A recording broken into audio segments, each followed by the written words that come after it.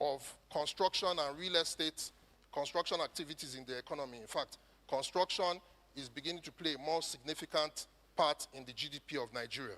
So Lagos State has also reaffirmed its role in climate-responsive urban development, promoting green building practices, sustainable urban growth, and embedding climate resiliency in planning. So those are just a few of the things that Lagos State has been doing as regards addressing the threat of climate change. So I know I don't have too much time left, but I would like to quickly pivot to the area of where we are now and come up with some recommendations that we can offer this conference when they make their deliberations, so that we can achieve the objectives of this conference. So we believe that in terms of to fully harness the potential of microfinance in advancing climate action, policymakers and practitioners are advised to integrate climate risk management into their national finance, inclusion and poverty reduction strategies, business plans, and operating models.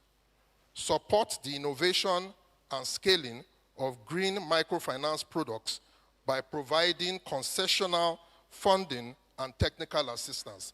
I know we have members of the development finance community here, so this is addressed to you as well as international bodies that are interested in funding projects relating to the green economy. Then also, we need to enhance the capacity of microfinance institutions, of which microfinance banks are a major part, to assess and manage climate risks. Then we need to facilitate access to global climate finance for local financial institutions and promote data sharing and cross-sector partnerships to harmonize financial, environmental, and developmental goals. At this point, I would like to bring my remarks to a close and thank you to the board and management of LACPO Microfinance Bank. Thank you to everyone that is here for indulging me and providing the platform to share the details of the intentional steps the Lagos State government has taken to drive the achievement of a climate-resilient future that works for all of us, including our most vulnerable members of the society. Thank you very much. Thank you very much, sir. Thank you, sir. Such very insightful recommendations were made at the end. And like he said, I know that we have relevant stakeholders in this hall who will take that feedback and run with it. Without further ado, we'll now hear from our keynote speakers. Our first keynote speaker is a powerhouse in academia, so please pay attention. And right after that, I'd like to please ask for an applause so that he comes to the stage. But for now, please pay attention to the multimedia screen.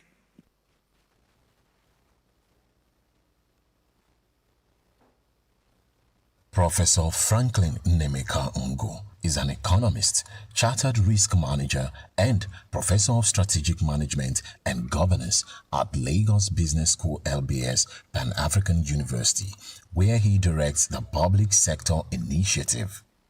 With over 2 decades of experience spanning academia, policy, and consulting, he has advised top institutions including the CBN, AFDB, GT Bank, Dangote Group, and UBA. A respected thought leader in corporate governance, risk management, and sustainable finance, Professor Ungu has authored several influential books and leads national and international policy engagements. He also serves as co-chair of the UN SDG Private Sector Advisory Group and sits on multiple corporate and development boards. Distinguished ladies and gentlemen, please a round of applause for Professor Franklin Nemeka Ungu. Thank you very much.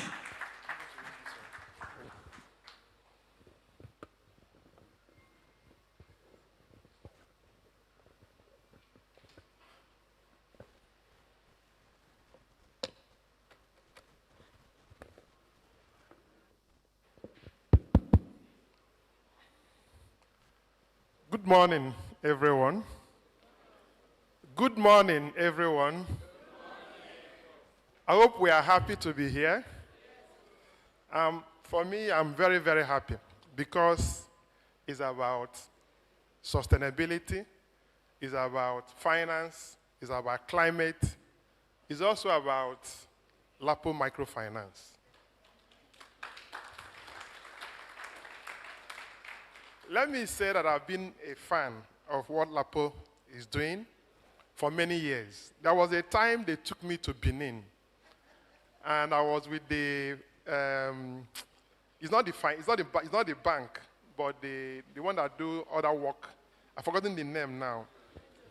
Yes, and we were there for 3 days looking at their risk management. And when I left Benin, I wanted to go back. And because if you see what they are doing, their commitment, their interest to help the society, you will know that it's a good institution. So on that note, I say a very, very big thank you to the founder of LAPO Microfinance for all the good work they are doing. So on that note, let me please stand on existing protocol. All your excellencies, the rep of Mr. Governor, you're highly welcome. Thank you for being here. But for all other important dignitaries, all other participants, good morning and my special greetings. It's very interesting what we are doing today in terms of looking at these issues of climate change, particularly in terms of climate finance. If you travel, if you use Côte d'Ivoire to travel from maybe here to Abidjan, and they have this chopper one that has propeller. It flies very low. And you fly across from Nigeria to Côte d'Ivoire, and you see what we have. And you begin to wonder, some of the issues that we are having, is it because we are not really rethinking the opportunities that we have in Africa? Or is it because that we have been, more or less, our mindset is a bit somehow? But today, we are looking at financing the future, the role of microfinance in achieving climate goals in Africa. And I wrote something down. But at the end of the day, you know, as a teacher, I find it very difficult to just come and read something. So I prefer to teach. So I hope you permit me that I'm going to teach you just for 30 minutes. And all of us will learn for 30 minutes as well. But let me also say that there will be no questions at the end of my lecture. That anything you don't understand, you come to Lagos Business School to find out more. So using this, we look at, sorry.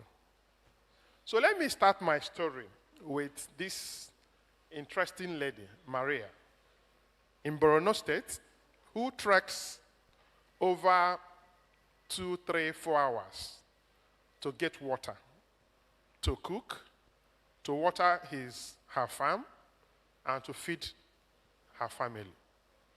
Interestingly, after COVID, she got a loan of 200,000 to buy a solar-powered well. And with that solar-powered well, she's now able to feed her family, water her crops, and do other little businesses. And the story of her is the same thing with many other parts of Nigeria and many other parts of Africa. There are people trek for a long distance to get water to do certain things. And just with 200,000, everything changed. Interestingly, in some societies, it might not be the same thing. You know, some of you here, well, most of you here are very lucky. You are among the privileged Nigerians who will go back to your house, just turn a tap, and water will start running. But for majority of Nigerians and Africans, they have to trek to get water. So if we use this, Africa, in terms of the finance reality, we need about over $300 billion a year to address the climate issues we have in Africa. And then, decade need is about 2.5 trillion. Interestingly, what we are using, just about 3. So if we look at our total requirement, which is about 3 trillion. We are just getting about 1% of what we need. That means about 99% is yet to be received. Or there's even no hope of receiving more than what we are receiving now. And our brother and former president of African Development Bank, Dr. Akinwumi Adesina, he said that climate change is hitting Africa hard with droughts, flood, cyclones, and locust invasions. And as I said, when you travel, when you visit so many African countries, you see this. Let me also point out something. Nigeria, particularly, we are very blessed. So somebody was talking about that we've been removed from the Financial Action Task Force, from the gray list, and we are all celebrating. And I said, it's like, because we are so pampered, it's like a student that went to university, and they paid your school fees, they gave you a car as a student, and at the end of the day, you didn't fail, you failed some courses. And then they gave you a receipt, and you now took the receipt and passed some subjects. And the family started, with drums and everything, celebrating you. The reason is because now we are so blessed in Nigeria that we are not witnessing the extreme issues about climate change. What is beginning to happen, because if you notice what happened in Maiduguri, I think last year, what happened in Niger State, and what happened in other parts of Nigeria, you know that this climate issue is real. And it's something that we are supposed to take very, very serious. The estimated losses that we have in Africa is about $289 to $440 billion. That is from climate issues. And this is threatening food security for about 1.4 billion Africans. Livelihood insecurity across Africa, and about 250 million people projected to face high water stress by 2030. So it's real. Even though I keep emphasizing that in Nigeria, we are more blessed as compared to other countries. Using this, we look at impact by region. So this is Eastern Africa, bringing the odds of drought. So you can see what is going on here. Then if we move from Eastern Africa, we look at Western Africa, which I mentioned, I talked about what happened in Maiduguri, what happened in Niger State. The Lagos one is more or less, we are used to it. I'm sure we understand. So water and Lagos people, we don't complain again. It's just it's like going to church on Sunday. It comes every season, and it disappears, and we live back again. Sometimes we even use Keno to go to work, and it's fine. But when it happens to other parts of West Africa, it's serious, because it's not something they're used to. And I'm sure we also know that in Nigeria, these things are happening even in some places that had never happened before. So we are now having floods in areas that never expected flood, and they are not prepared for it. And most of the time, they will tell us that our brothers in Cameroon have released water from a dam in Cameroon. And the question is, how come that every year they are releasing this water? And every year, we seem to be unprepared about this water being released. And it's happening almost on yearly basis now. If we leave West Africa, we look at Northern Africa, and water scarcity and rising temperature. So while in West Africa, we are facing flooding, erosion, and all that, in Northern Africa is more of water scarcity. If we move from Northern Africa, we look at Central Africa. It's the same thing. So you find out that across Africa, the issues are, different sites or different issues for different regions. In some areas, you are looking for water. In some areas, there is no water. In some areas, the water is too much. In some areas, it's drought. It's different issues. But all of them are climate challenges.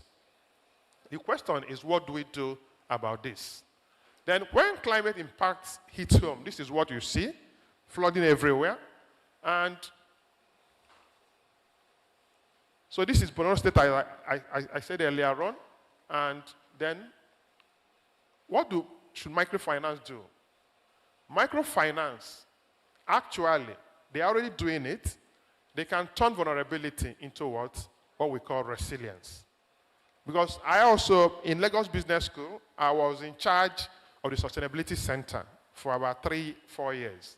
And during that period, our engagement, even I still part of what they do, what microfinance institutions, NGOs, and other organizations are doing in Nigeria, I keep advocating and encouraging them to report it. Let people know what they're doing. Because sometimes we don't appreciate the size of the problem that we are facing in Nigeria and how these little organizations are contributing.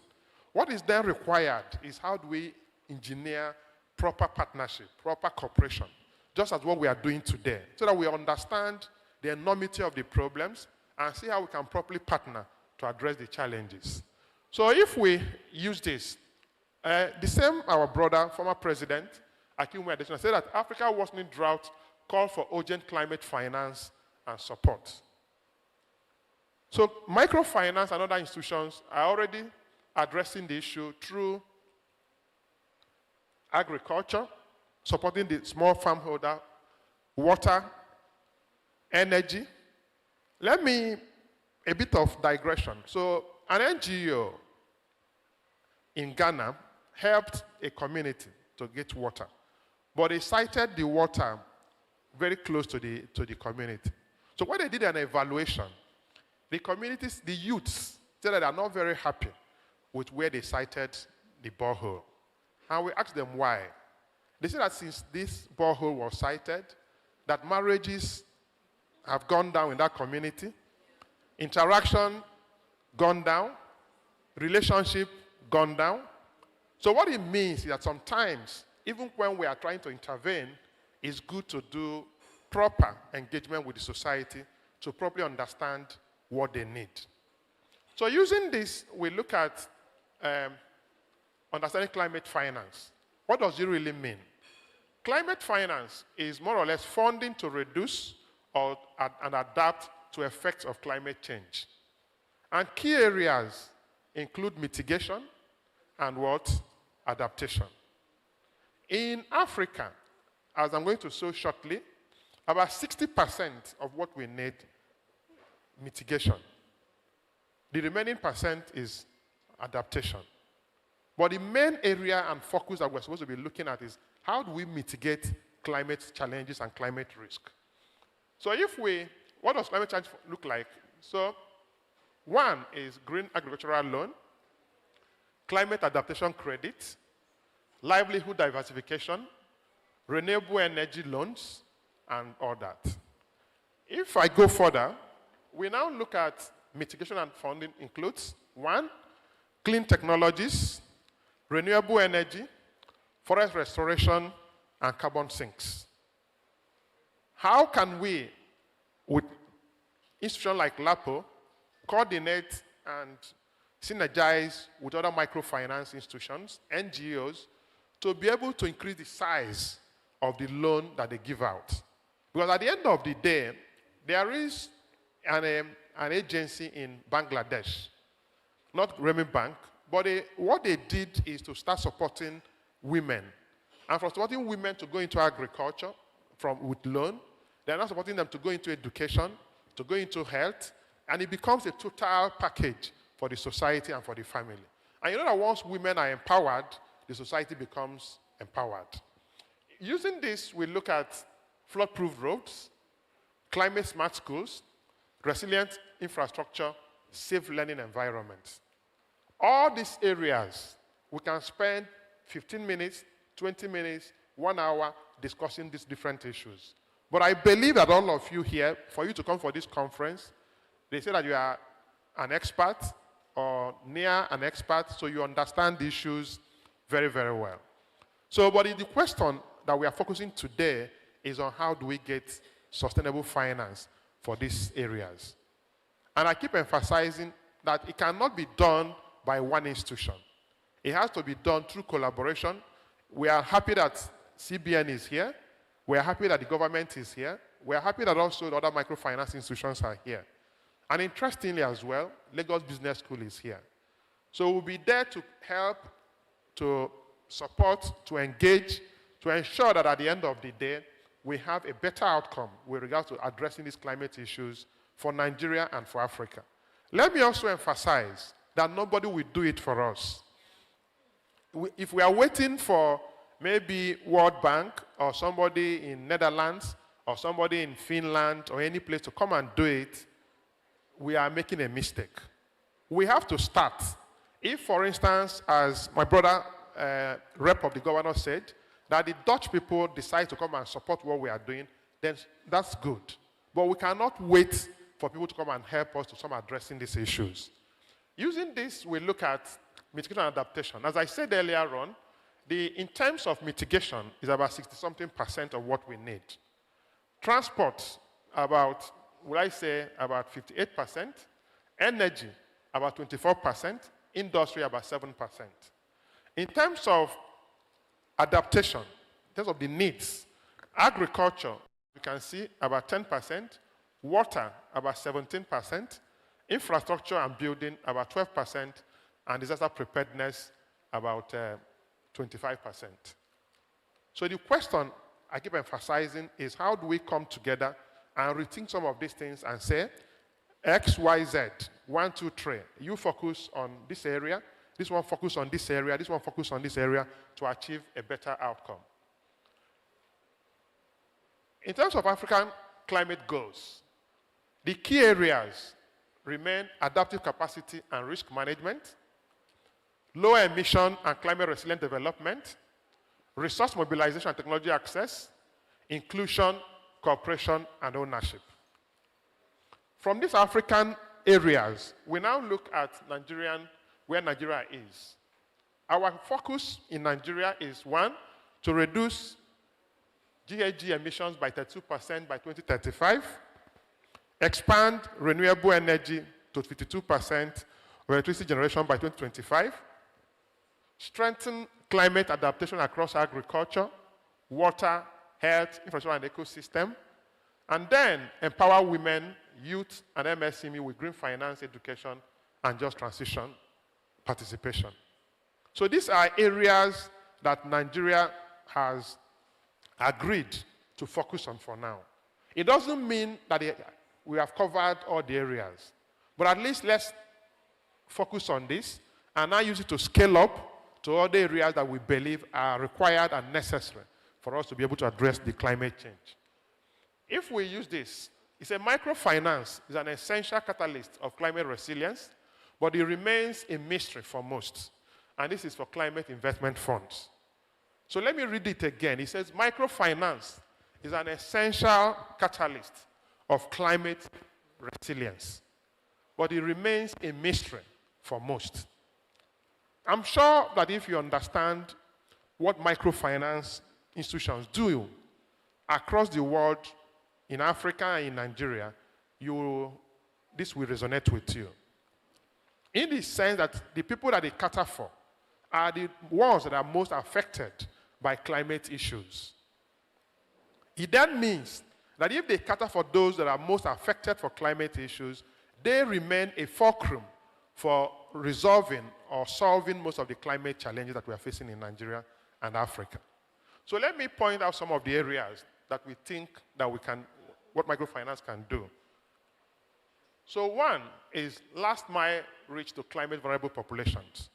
In my engagement with microfinance institutions, the people that they serve, as I said earlier on, in terms of the bottom of what we call the bottom of the pyramid, those unable to afford the basic necessities of life, water, health, food, and all that. And they provide soft loans, engagement, education, training to these people to address some of these issues. So it means that if the climate issues that we are talking about affect these people, it means that microfinance can actually be a very, very important tool in addressing climate challenges. The second one is that there is a higher relationship cutting across between microfinance institutions and Nigerians or even Africans. The reason being as well that microfinance institutions are in the communities. They relate more with the people, they interact more, they understand their needs, and of course, they build trust. And somebody said that if you compare formal finance institutions and informal finance institutions, you find out that the non-performing loans in informal finance institutions significantly lower than formal finance institutions. And the main reason is because of trust. And interestingly, informal finance institutions, they don't have central bank, they don't have NDIC, they don't have all the regulatory agencies in the financial institutions. All they have regulating that area is trust. It means that, and of course, microfinance can be described as a quasi or in between formal big banks and then informal institutions.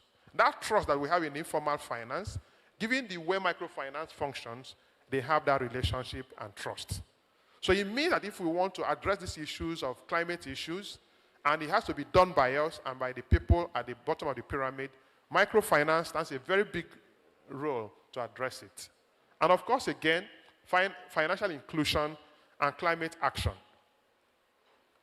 When we talk about financial inclusion, the main institution that can help us is what? Microfinance as well. It means, at the same time, if there's a link between financial inclusion and climate issues, microfinance are also the people who can do it. And of course, agility and innovation. Because microfinance interact with the communities, they're able to understand their needs and their problems, and we're able to now say, okay, this is the best solution that they can use to address these particular issues. And of course, we remember there's a microfinance institution in Senegal. It manages a loan portfolio of approximately $27 million. And with this, they are able to provide services to about 77,000 borrowers, 78% of whom are women. And mobile money services in sub-Saharan Africa, in Komoko in South Sudan. So there are so many of them. M-Pesa, we also have our sister here, in terms of what they are doing in Nigeria. We also have Oga Godwin, in terms of what Lapo is doing. So there are instances, there are outliers of success that they have done. What is now required is the synergy to bring all of them to, and everything, we can now say that we are achieving a better outcome. So in terms of what we can bringing it together is a livelihood-centered resilience, empowering people beyond infrastructure. And we've talked about microloans. Example is Bangladesh. They boosted resilience and sustained microfinance profitability. And I'm sure we can also confirm that microfinance, the impact on the society, particularly in Nigeria and other parts of Africa, can be said to be in ascendance. What is the path forward? The path forward is that we can leverage on digital tools, technology, to achieve what we want to achieve. I was doing something for an insurance organization, and they said that the way for insurance is using technology to now insure Nigerians. They're also talking about term insurance. If you talk to hospitals, they say it's technology. If you talk to transport, they say it's technology. It means that the way forward for us to actually advance what microfinance can do is to apply technology to microfinance. And, of course, piloting climate-smart products, and, of course, again, building what we call strategic partnership. So this is government, these are multilateral development institutions, and these are community leaders. And, of course, when we talk multilateral development institutions, it includes all financial institutions and all that and all that. When they all come together, we should be able to have a better outcome. So in conclusion, it's saying that microfinance is not just about credit, it's about financing the future, empowering communities, and safeguarding the planet. And the time to act is now. As I said earlier on, please, there are no questions. If you don't understand anything, you know where to go. Lagos Business School. Thank you very much for listening. Thank you very much, sir, for that very insightful session. May I please ask the other two keynote speakers to join him on stage for a group picture? Thank you very much. And right after that, I'll welcome the members of the board. But first, our keynote speakers, please join him on stage for a group picture. Just to mention as well, if you'd like to have a look at our brochure, you want to see what's coming up next, the tags you have on your neck, there's a QR code behind each tag. Please scan the QR code so you get a copy of our program today. Also, we have gifts. One of our partners has given us gifts to give to our audience, so I would like to encourage you to pay attention because the questions that will be asked will come from what our keynote speakers and our panelists will be saying on stage. May I please ask the members of board to join them on stage for a group picture as well? Our members of board here at Lapo Microfinance Bank, please join us on stage for a group picture.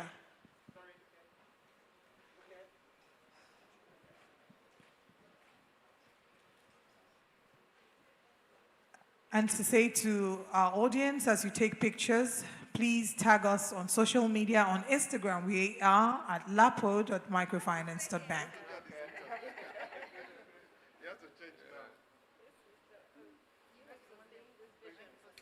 And then the final group of people I'll be welcoming shortly would be our other speakers.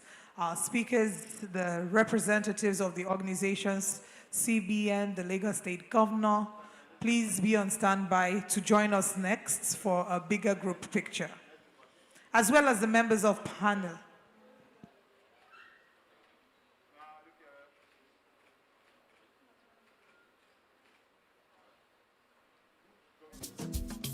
Can we please welcome the representative of the Lagos State Governor, our partners, please join us.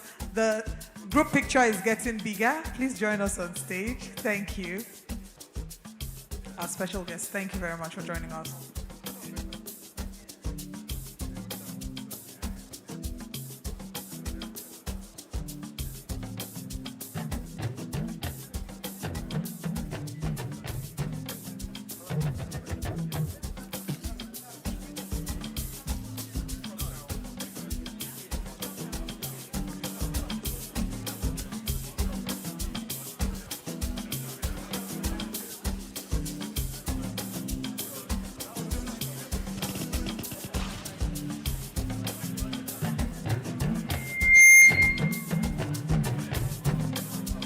May I please ask Prof to remain on stage and our founder to please remain on stage.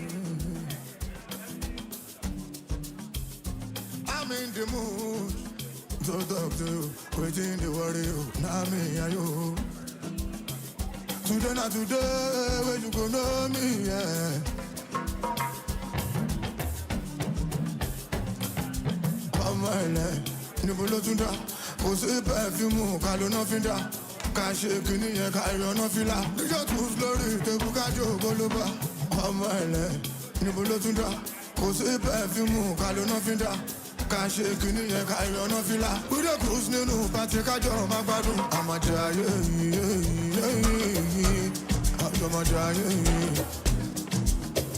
Yo man, Dari Awala. Amajaye, Amajaye.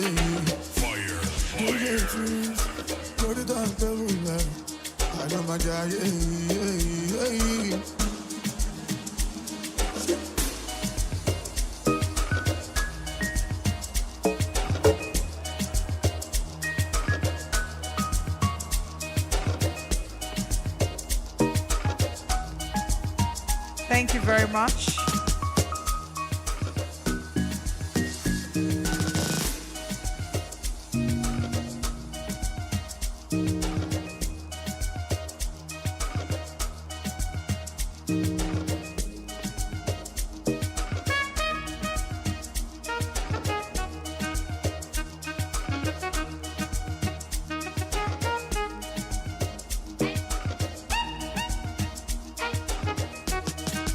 Thank you. If I may ask Prof to please help return on stage. We want to make an award presentation to you.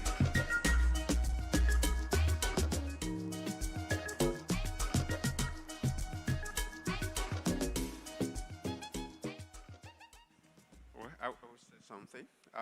First of all, to thank him, especially for the lecture and also the commercial break that we should turn to Lagos Business School.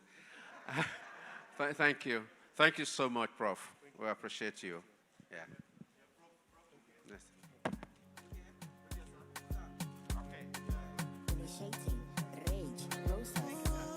Thank you very much, sir. Once again, can we please put our hands together for Prof?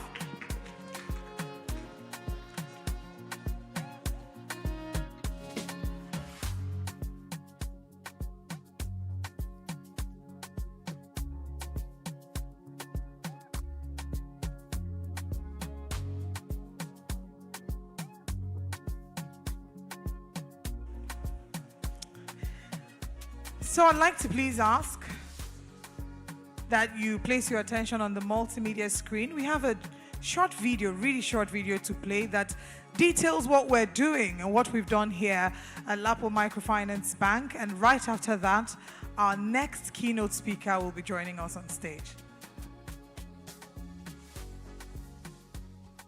At Lapo Microfinance Bank, our vision is clear and unwavering. With over 530 branches across 34 states, including the FCT, we are proud to share the impact of our work. We offer a full range of financial and beyond banking services, including savings products, SME loans, housing loans, agric loans, edu finance, green clean energy, digital products, e-payment services. We have taken bold steps to reach the underbanked with over 6.4 million clients and a footprint in every corner of the nation. Our mission is to be the first choice financial institution improving lives through innovation, especially in underserved rural areas. And our foundation built on core values that shape everything we do. People first, integrity, excellence, passion and commitment, enterprise and teamwork, commitment to social responsibility and sustainability, fun and excitement. Recognized as Microfinance Bank of the Decade at the prestigious BAFI Awards, Lapo Microfinance Bank remains a leader in the microfinance sector. Over 1 trillion naira loan disbursements, over 6.9 million customers, 64% women customers, 5,957 employee, loan portfolio of 106.9 billion naira, asset balance of over 125.6 billion naira. Our journey of impact spans decades. In 1987, began as a humble initiative in Ogwashiko, Delta State. In 1993, incorporated as an NGO. In 2010, licensed by CBN as a state microfinance bank. In 2012, became a national microfinance bank and launched ESG initiative. In 2017, first microfinance bank to raise bond from the capital market. In 2018, received Client Protection Principles Certification. 2019, earned ISO certification for information security. 2020, listed 6.2 billion naira bond on NSE and FMDQ. 2021, ranked 5th highest employer of labor in Nigeria. Through our WASH initiative, Lapo Microfinance Bank is supporting clean water, hygiene, and sanitation in underserved communities. We remain driven by our purpose to empower, uplift, and innovate for a better Nigeria. Lapo did not look back in giving me the first 1.5 million that I ever got. That was 2019. Mine came from one source, which is Lapo, so I still appreciate them. Until tomorrow, I will always say thank you. Thank you. Why not join us and join Lapo so that we can grow big together? And if not for Lapo, I would have not been able to be the proprietress of this school I am into today. I've been able to pay my staff as at when due. My children's school fees are now paid as at when due. In fact, I now have a new shop because of Lapo. Lapo Microfinance Bank, empowering lives, building communities. Every step we take is guided by a deep belief that when people thrive, communities flourish and nations rise. This is more than banking. This is purpose in action. Lapo Microfinance Bank definitely deserves a loud applause. Such excellent work is being done, and we look forward to seeing more being done. I mean, by virtue of even doing this event, we are contributing and putting our money where we're putting our money where our mouth is. We're walking the talk. It's not just about a lot of talk. And at some point, we hope that there'll be a lot of networking, that people will get to meet other people within this event and use that as an opportunity to further drive the agenda, which is sustainability. We have with us impact investor and a woman who has, been speaking so loudly about sustainability. She's done great work and she'll be our next keynote speaker. So I'd like to please ask, as we did the last time, that you place your attention on the multimedia screen as we listen to her profile, and after that, we'll give her a very loud applause. Thank you.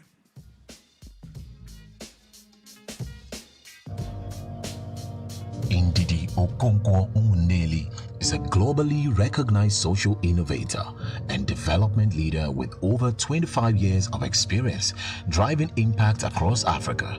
She is the president and CEO of the One Campaign, a global advocacy organization promoting equity, justice, and economic opportunities. She is the founder of Leap Africa and African Food Changemakers and co-founder of Sahel Consulting Agriculture and Nutrition Limited and AACE Foods.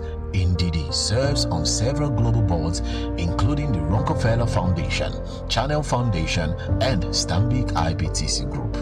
A Harvard MBA and Wharton alumna, Ndidi is an author and thought leader and a passionate advocate for sustainable development and leadership in Africa. Ladies and gentlemen, Ndidi Okonkwo Umuneli. Can we please give her a loud applause as she comes to the stage? Welcome, Ndidi Okonkwo Umuneli, as she speaks on climate justice through finance, empowering the most vulnerable.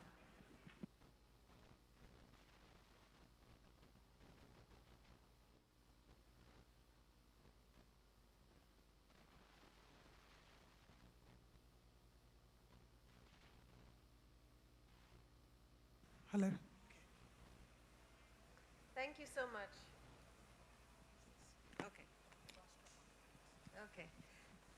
Thank you so much for this opportunity. It's a wonderful pleasure and privilege to be here. I'm a big fan of Lapo and Dr. Godwin.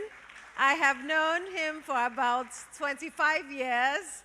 We were both early grantees and partners of Ford Foundation when Lapo was still a nonprofit. Now I'm seeing billions and billions and billions to the glory of God. So thank you, Dr. Godwin. Thank you to his wonderful wife. Thank you to the board. These are great success stories to see a nonprofit become a global organization, to have operations in 34 states. I'm just truly, truly proud of you. We often tell these stories, and oftentimes we forget where we've come from. And I'm just so amazed. Look at God. I have a presentation, if you can put it back on the screen, and I hope this clicker is working. Somebody needs to help me along the way. Can we have the presentation on the screen, and then I'll click through. So Lagos Business School professor has left. Now you guys don't want to support my markets.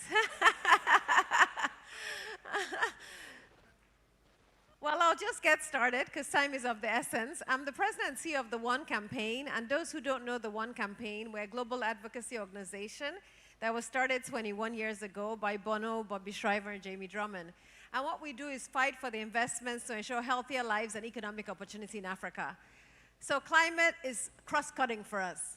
Why is it cross-cutting? You can't have healthier lives if you don't address the climate challenge. You can't have economic opportunities if you don't address the climate challenge. So I'm not going to repeat what the professor has said, but integral to our work is a recognition that you must see climate as cross-cutting. So you cannot put it in a box, and that's my first message today, that oftentimes we talk about climate finance as if it's distinct. Climate finance is part of any single loan that you give. You can't give a loan to a food producer in Nigeria or even a transport provider in Nigeria and not think about the climate risks. For those of you who were stuck in traffic yesterday in Nigeria, in Lagos, we landed at 6:30 and we didn't get home till almost 11 o'clock, right? And that's classic of climate. Not only did it rain, there was an accident, right? two things that you understand as risk. But when you're pricing a loan, risk is a component, right?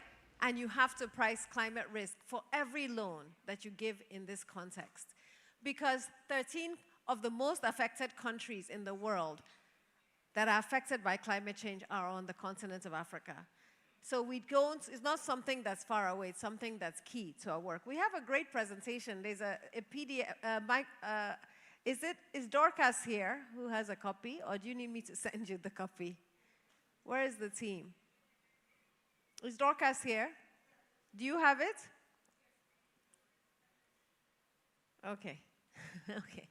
All right, I'll just continue talking. When we get it, we'll put it on. So basically, as we think about the work that we do at ONE, we really believe that climate impacts so much of what we do. Not only are we thinking about how it affects life expectancy in Nigeria, how does climate change affect life expectancy? Heat, right? Sometimes temperatures have gotten to up to 100 degrees in Nigeria, right? That affects us. We also know that flooding directly relates to higher rates of diarrhea, higher rates of malaria, and we actually have calculated about 250,000 deaths per year just linked to climate change. Okay, awesome. The presentation is up, so you don't have to hear my voice anymore. We can just proceed. Can I click the slides?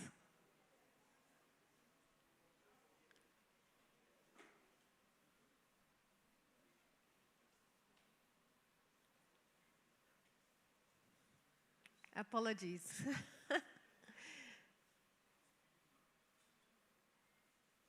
Okay, let's just click the slides. If you can click it from your end, then that works. If it's harder for me to click it, you just click, just go through quickly as I'm talking. You can be flipping, okay? Can you do it from that end?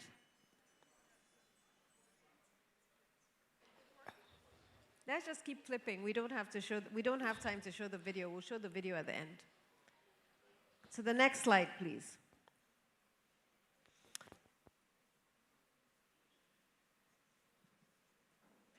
Okay, so as I mentioned, climate justice really affects different groups of people. It affects women, it affects smallholder farmers, it affects low-income households. And oftentimes we forget that microfinance is so integral to these populations. The lowest income households, the smallholder farmers, and women. But climate justice, as we think about it on our continent, affects so many of us. In fact, it's been calculated and estimated that 5% of GDP per year is affected by climate change and can continue to push us into extreme poverty. When we look at the African context, about 43 million people will be pushed into additional poverty if we do not address the climate challenge. Now at ONE, we've done some very interesting work on this.